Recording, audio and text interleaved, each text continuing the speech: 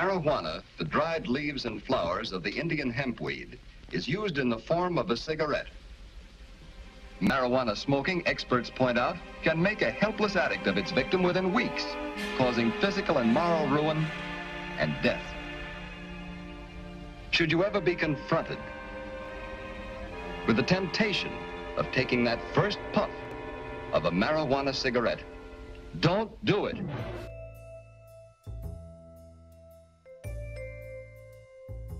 The drug war model seems to see drug users as an expendable commodity. You destroy them to protect the healthy part of society. And the healthcare approach, or the harm reduction approach as it's sometimes called, is looking at all members of society as worthy of protection. And you work to protect them all equally and cure society, not just one portion of society at the expense of another. With Virginians Against Drug Violence, we have a website, and right on the beginning of that website, you'll see a line where we say that prohibition is not the best way to achieve temperance. And what that means is that I think we all have the same goals. We want to see that people don't use drugs in an inappropriate way, that when they are sick, when they're in pain, that they have very easy access to these drugs, and when they are not sick and they're healthy, then they're given as much information as possible to try to prevent them from using them in an unwise way. And what you do when you create a prohibition is you take away the ability to ID the person. You know, you're buying it on the back street corner, you're buying it from someone in a baggie with nothing marking on it.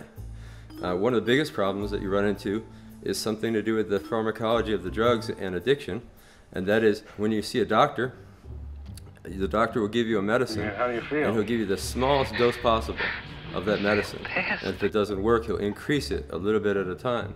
When you take a drug on the street, they're going to give you the most drug at one time that they think they can give you without killing you, because they want to keep you as a customer.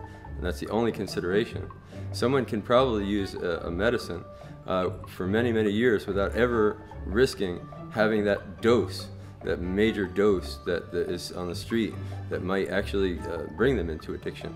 So there's a lot of unnecessary addiction, I think, even as well as all the other factors.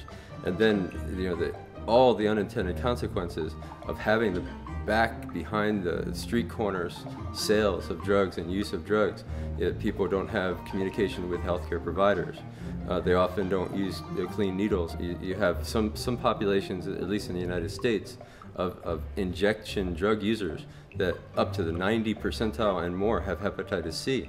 Even a straw that you sniff cocaine, you get a little tiny bit of blood around the straw, and that can give you a hepatitis C transmission. So these are things that are generally a result of people using them, hiding the use in the street corners and in the back alleys. Again and again I run into legislators that they have this very simple idea where you pass a law and everyone follows it and you have a perfect outcome.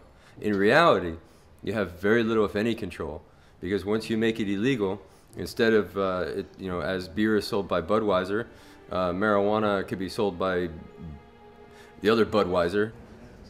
The beer brewers are not shooting at each other anymore. You know, they're doing this more decent way, and with drugs this is possible too.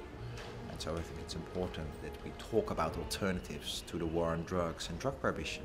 But instead it's sold by the black market, it's sold by profiteers in the back alleyways.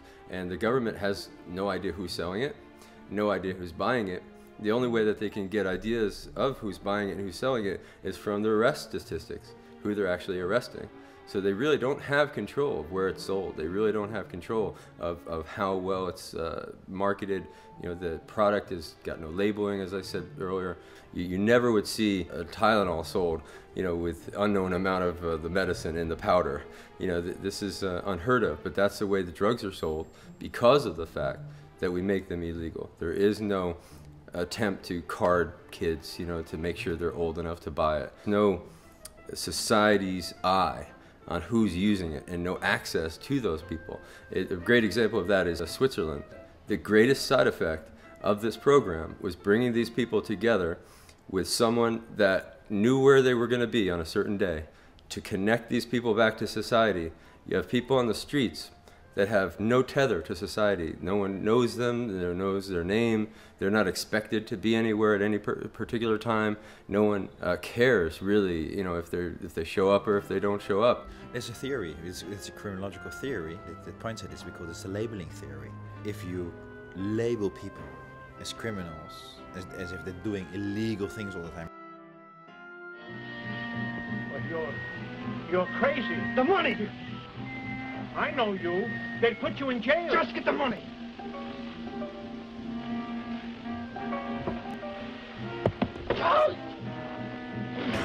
No, please, no! If you're emphasizing this a lot as a society, basically as a government, as a police and justice, then people will indeed do more illegal things, harmful things. If you label them, if you treat them as criminals, yes, they will behave like criminals. It's just amazing how much you can reduce crime by reducing the marginalization of these people, bringing them back into society. All of a sudden they become more productive citizens of society. The entire criminal circle that they've been living in of day to day, having to get the money to buy the illegal drugs. You got to have an illegal source for illegal money to buy illegal drugs. You know, it's a whole vicious circle.